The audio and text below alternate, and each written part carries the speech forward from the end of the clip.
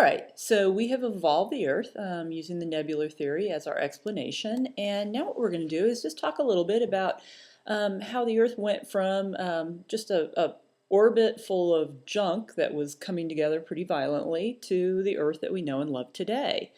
And again, if you look at your nebular theory animation, it'll help you a little bit. But the beginning of the Earth was very, very violent. Now, if you guys are lucky enough to have the History Channel, there's a TV show called How the Earth Was Made, and they actually have a great, 45-minute show about the origin of the Earth, and it shows this in a lot more exciting manner than I do. And remember that we have material coming together because of gravitational attraction. And if you look at this, this is a protoplanet, and we're going to call this one Proto-Earth. And you can see it's not at all like Earth is today. And so Earth did, start off kind of ugly and violent and hot, and it was probably pretty melted with lots and lots of lava. Now, students have a lot of problem believing that the Earth didn't just kind of come out looking like it does today. On the PowerPoint slideshow, you'll notice on the next slide, I actually have a little audio clip that you should listen to. But just to kind of say, you should be aware that things don't always come out fully formed. Earth went through an ugly, awkward teenage years, and so do some people that are pretty famous for their good looks.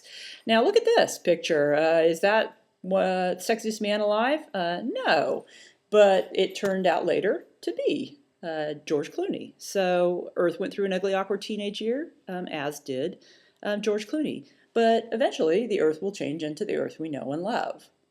All right, so our protoplanets are just where this material is coming together, and every time there's an impact, we're creating energy, we're creating heat. We have in the inner rocky planets, melts happening. If you remember the picture of Mercury, we saw, black areas that were the basalt flows, and we saw craters and things like that. And Earth had a beginning much like that. It's just that we had an atmosphere and a hydrosphere that erased a lot of those signs that are not erased on Mercury or on the Moon.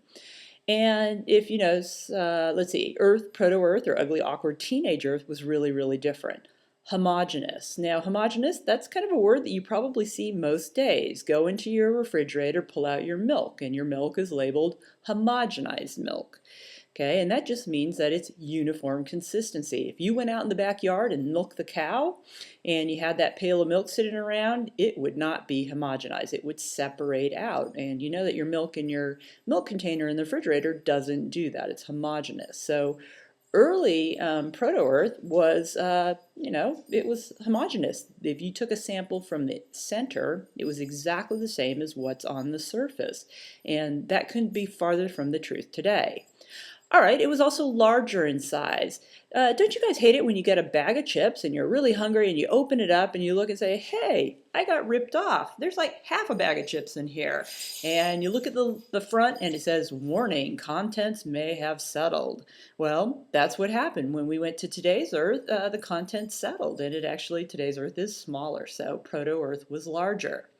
All right, remember back to that picture of Venus's surface where it looks like hell. That's probably a lot what Proto-Earth's surface looked like. So lots of volcanic activity, very hot, obviously no oceans, no continents, and no life. All right, so what happened? Okay, what happened is today's Earth is layered. If you took a sample from the center of the Earth, it's iron and nickel. If you take a sample from the surface of the Earth, it's mostly silicate minerals or much lower density. The Earth layered according to density, with the densest material going towards the center and the lightest material coming out towards the surface. You guys, this happens every night. If you like Italian salad dressing, okay, you go to the refrigerator to get the Italian salad dressing to put on your salad for dinner, and you've got to shake it because overnight it is settled out, and the layer on the bottom is the densest and the layer at the top is the least dense. And so that's what happened. As the energy was dropping and Earth was becoming, more stable, the Earth layered. Okay, and it's called density stratification or layered according to density. All right, and here's just a diagram picture that shows denser material moves down, lighter material moves upwards. All right, now if you understand density, you guys are on a really good track because on every single exam there is something to do with density. In fact, I say it's not love that makes the world go around, it's kind of density. Most of the things that we're going to talk about this semester are really driven by density differences. And when I say I think you already have a pretty good idea about density, you guys, again, let's go back to some kind of cheesy movies. Again, George Clooney, okay? George Clooney in Three Kings decided he was going to steal a bunch of gold. And he gets a huge duffel bag, fills it up with gold bars, and guess what? Can't even move it because gold bars, gold, the element, is extremely dense. And so those gold bars were much, much heavier than if they'd just been, ice bricks or something. So density is how heavy something is for its size, or mass divided by volume. Now in this class you're not going to memorize a bunch of numbers, but you will have to kind of tell me, relationships. Is this less or more dense than something else? And if it is less dense, am I going to find it floating above, or is it going to be sinking down? And so, if you kind of have a good grip on density, you guys are halfway there. All right, here are gold bars, and Fort Knox's security is pretty good, but it doesn't have to be as good as that, because if the gold bars are big enough, believe me, nobody is discreetly going to walk away with a gold bar. You're going to need a forklift. And so instead, if we went to the store and bought some ice blocks for our camping trip, okay, and then I had a block of gold the exact same size as that ice block that I bought from the supermarket, we could pick up the block of ice, but believe me, we would not be able to pick up the gold bar, and that's because the element gold is much, much more dense than the molecule H2O, or water. Okay, so equal volumes of gold or water, oh yeah, gold's gonna weigh a lot more. All right, the moon. Now, you guys, I am not going to test you on the moon, but you look at it, it's beautiful, it's romantic, you should know a little bit about the moon. And this is the main theory about the origin of the moon. I'm sure there's some other hypotheses. The moon was actually formed a little bit later than Proto-Earth and Earth. Now, check this little picture out. I kind of like this. You guys, we're going to come up on the last section and we're going to talk about how the Earth is tilted on its axis. But if you look at the first picture here, the Earth's axis is not tilted. It's straight up and down vertical. And so some large object from space, pretty large, look at the size of that, hits Earth. Okay, now we believe that Earth had already started to layer, and I'll give you guys a little evidence about that. It hits at an angle, and because it hits at an angle, it only shears off the outermost portion, or the less dense portions of the Earth. And look at it, it's happening pretty quickly. That material is kind of sheared off and flies off into space, but that thing, gravity. Okay, gravitational attraction. Any objects with mass have gravitational attraction to each other, and as soon as kind of the energy drops down, then those two things are attracted to each other, and what we end up with is a satellite in orbit around our now tilted Earth. Now look at the moon in the second to last little picture there, and what you're going to notice is, if you remember that nebular theory slide, the discrete path with a bunch of debris, and it's chasing after it, and gravity's going to bring all that debris together, and eventually the last part there, you can see that we have our moon, and the moon's about 1/6 the size of the Earth. Now remember, when you look up at the moon during a full moon, you see black areas and white areas. If you get out a good pair of binoculars or a telescope, you're going to see craters, and the black areas are the lava flows. And so that second to last little part of that slide is about the violent origin of the moon. And the violent origin, because there is no atmosphere and ocean to erase it, is preserved. So kind of cool. All right, just a couple of things. The moon is actually pretty large for a satellite. It's about 1/6 the size of Earth. And the density. Now, the average density of Earth is about 5.5, 5.8 grams per cubic centimeter. But if you notice that, the average density of the moon is much less, because we don't believe the moon has much, or maybe even any, of a solid iron core. Let's see. Okay, if you guys watch any of the videos of the astronauts, the Apollo astronauts who landed on the moon, and you see them walking around, they look a little light on their feet, and that's because they basically weigh 1/6 of what they weigh on Earth. So the gravitational attraction is 1/6. There is no atmosphere, there is no true hydrosphere or liquid water sphere, although there is water on the moon, and that's something that they just discovered in the last year. Now, why not? It's too hot and too small to hold on to an atmosphere and atmospheric gases. All right, no moonquakes, okay? Probably at one time it was tectonically active, but it's no longer tectonically active. Now, when you look at a picture of the surface of the moon, and I'm going to show you guys that, if you just showed me this slide and you didn't tell me it was on the moon, I'd say, oh, it's volcanic ash, andesitic volcanic ash. But no, it's not. What happened is that that ashy look to it is because that surface is being micro-bombarded by tiny little meteorites. And this makes it a little bit dangerous. Remember, no atmosphere, so there's no, quote, shooting stars or meteorites, on if you were standing on the moon that you could see from the moon's atmosphere, because there is no atmosphere. And so this is a big concern. If we had people living on the moon, you'd have to have something set up to protect them from these small, basically they're like bullets. So those little meteorites, powder and beat up the surface. And so I'll show you guys a slide here in a second. All right, here it is, one of my favorite slides. The Apollo astronauts obviously wore these big space suits, and here is a footprint on that powdery surface. And if you look really close, what you can see is some of those little impact craters from the little micrometeorites. So kind of cool. All right, here is a shot of the moon, and you guys can see the black areas. Those are, 3-4 billion year old lava flows. And then the craters, impact craters, and it's just really beautiful. And if you kind of remember what the pattern for Mercury looked like, it's not at all like this. So they, similar beginnings, no atmosphere and ocean to erase it, but they do look a little bit alike.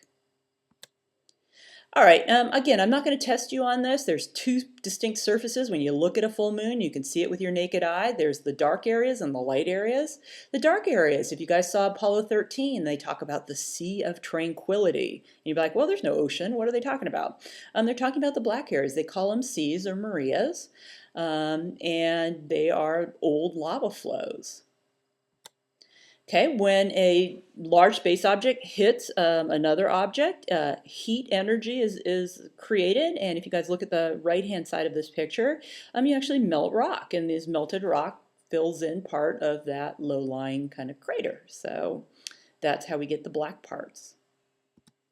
All right, the bright areas, the ones that, at night, if there's a full moon, you don't need a flashlight. You just walk around and you can see really clearly because of the white part of the Earth's moon reflecting the light of the sun. And they're called the highlands, and they're the older parts, and highly cratered, very bright. All right, here's a nice shot of a crater on the moon. And if you guys ever get a chance to get out to Barringer Crater or Meteor Crater in Arizona. It's near Winslow, Arizona. It looks very similar to this, and in fact, that's where the Apollo astronauts kind of practiced for their moon landing, and they ran all their little lunar buggies and things like that, and it's kind of neat. They have a pretty neat display.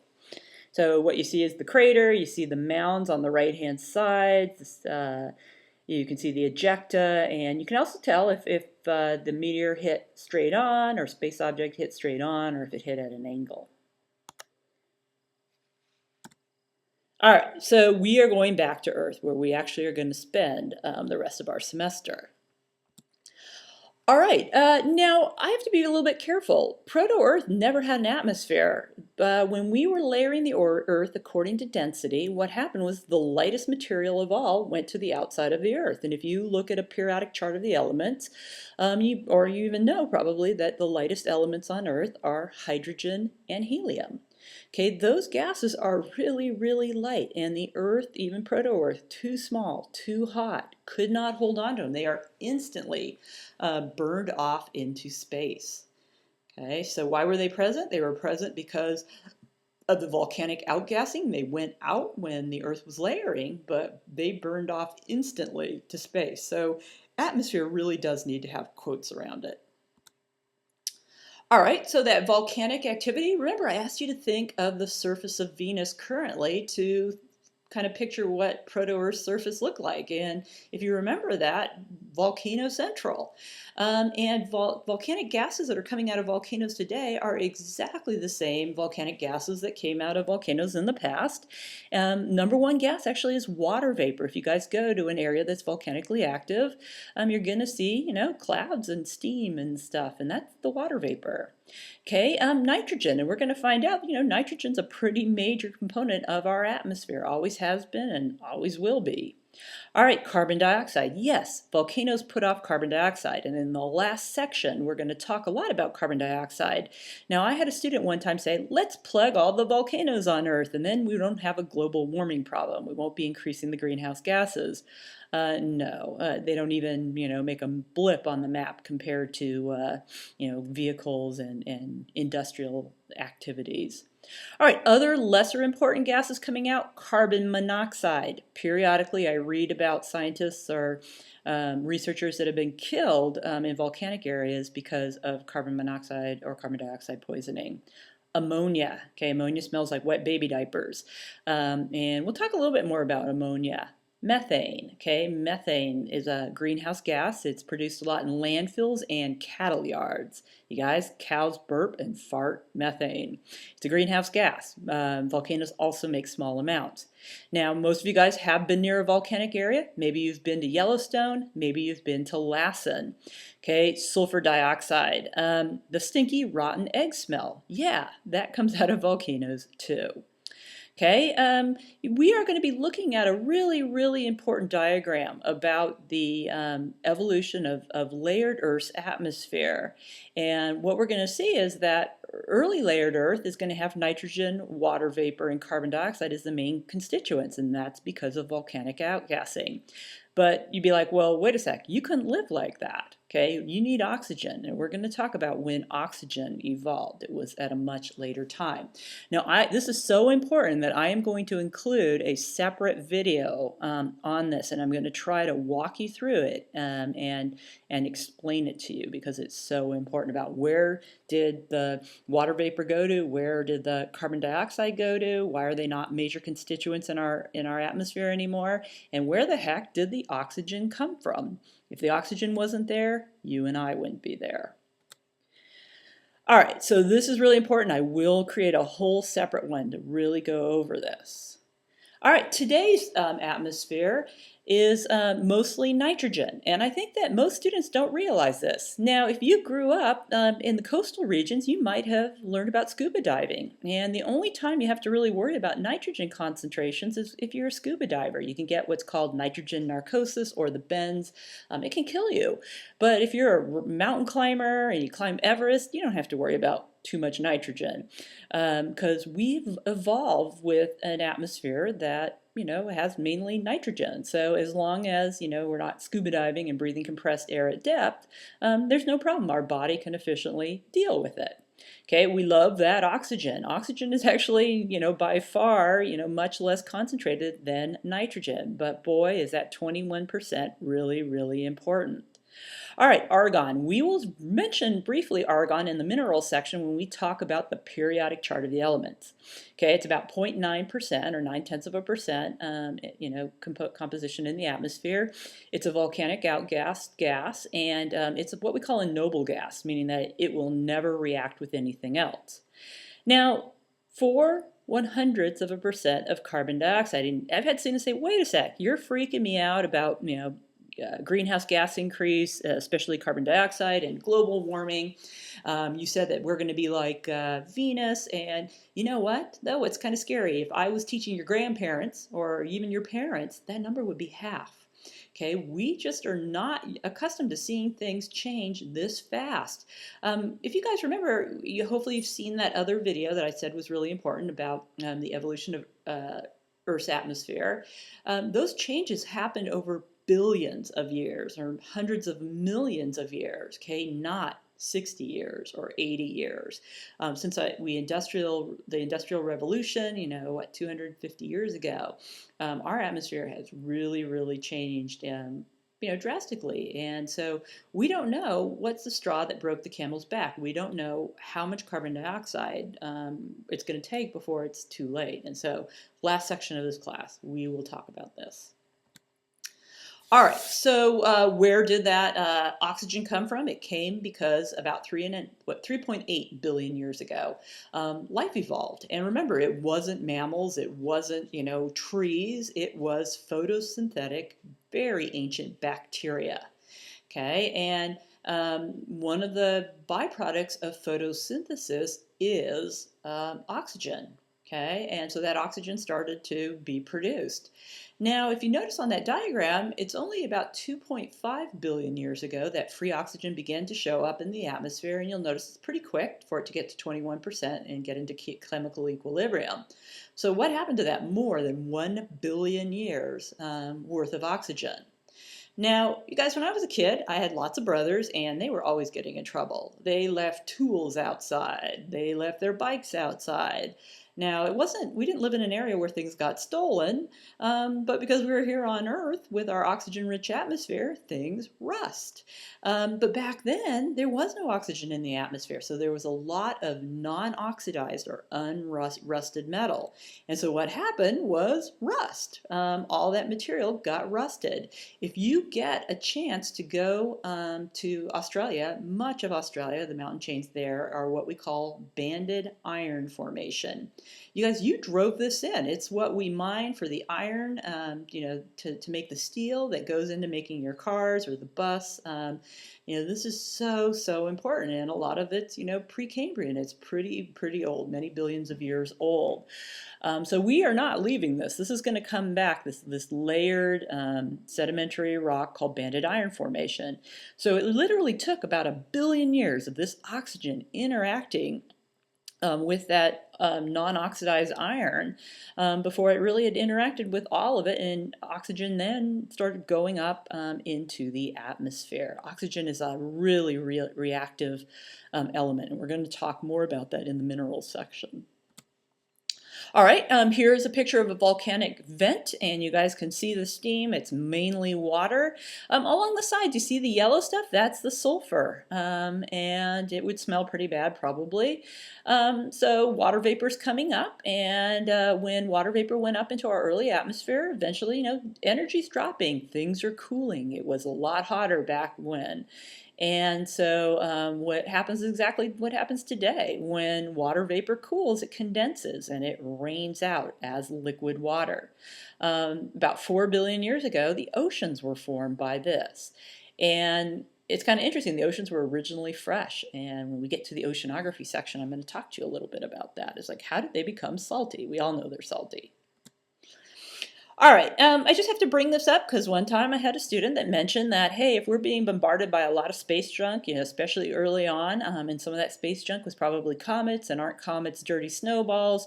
Yes, there are probably some portion of, very small proportion of molecules that came from an extraterrestrial source. And this actually gets some of those, not conspiracy theorists, but there's some people that truly believe, and there's scientists with PhDs, that life came from outer space, and some of them actually think it might have come from Mars, and so they think it came in a meteorite or a comet or something somehow, and this could have been one of the avenues to get it here. So just something interesting.